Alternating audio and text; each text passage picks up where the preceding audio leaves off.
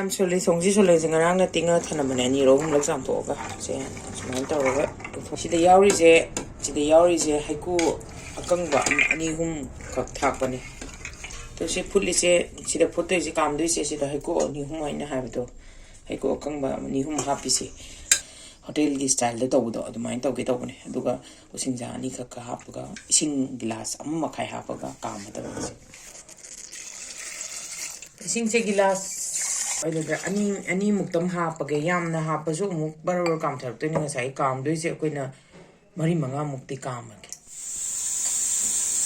songna bane ai gi je maroi se lawre maroi se tilo ani ne ba ko aduda kupna soir su yare do ai kupna soir roi ngasi di ai chopper da num samjalage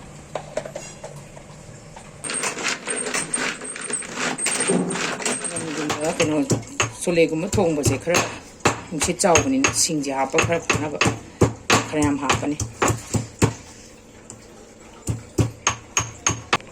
kamen sin bani lawre khara su pi size achaw ba hapning da taste matung ina dum hap ke su yani kamen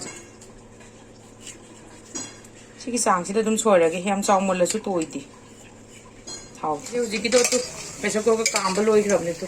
manga ra kam lor kan da sini sigi stage da khara su nam khai gi yare nam khai da pasan mulle khara muri sna ma sak seng sai heku du na mu halini mai taste to yaw bani sina taste ma khanam ni try to biu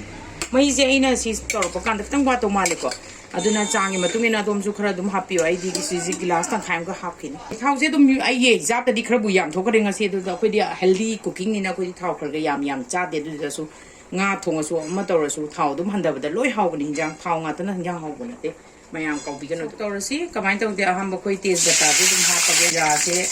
sama sang da hapani long je khoi di angang gai ni yam ya de long paper kari kara dum ha pa hau bani sing jang je ai long khara ha pe aduga inji ja di ga sai na ha kam ne ai ha pa ro lu sai te lo se dum ma sina sok tor se aduga chanam ju dum ha pi wa i di ngasi chanam loi thokare sing ju dum ngok solan chanam loi thokare do ai ne kai to ge da ngasi di paste oi na ha pa duga hing ju si matam si da hing ju dum hapta la si yar ai hing lai trab ni na ina si hing yaw na kan da i cha kan na sauri ising tam khai si manga hapta la de si chang te oi ri yar khara si duga maroi je na kala de kala brown ni to chale adana maroi je ngau de sabani kala badana mun na ngau si se ti dei nu ba de tam ni ai mun ngau bane ai thaina dia tarom de mun ngau gan oi number ma hele se ai garlic paste am lai rame ngonda adugi garlic ka ginger paste dum haptalani paste yam season of the kana de koina fresh dum sembiyo mon phado emergency ji lai rame ini paste dai khamen tin da haptalani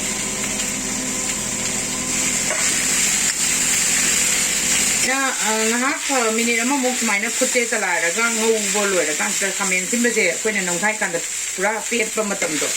adu da dum ya ni si almost ya re dan noi na si khatang ka mong sang ge di ya ni khamen din khatang ka kan to ya re yi kan no che sok to ra me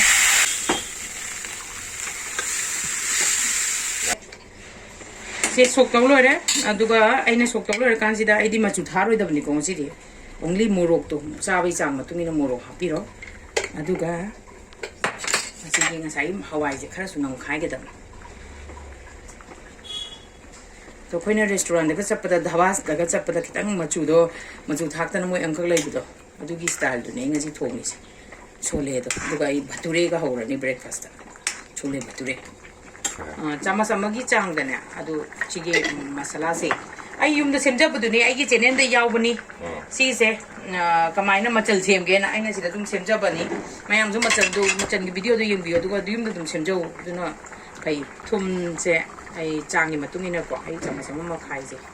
sini yar ne ado mayam na soi gi chenen da hang bi ra pa yawi garam masala kamai na sem ge na garam masala gi video do dum yaw bani ai na saja bani yum da dum ado yam easy da quick quickly apna saja ya ba dum yeng bio du ga mayam su ko bio lo chale khadi gom char ga dam loire ado koi gi ai gi video se mayam na pambi da di like subscribe amasung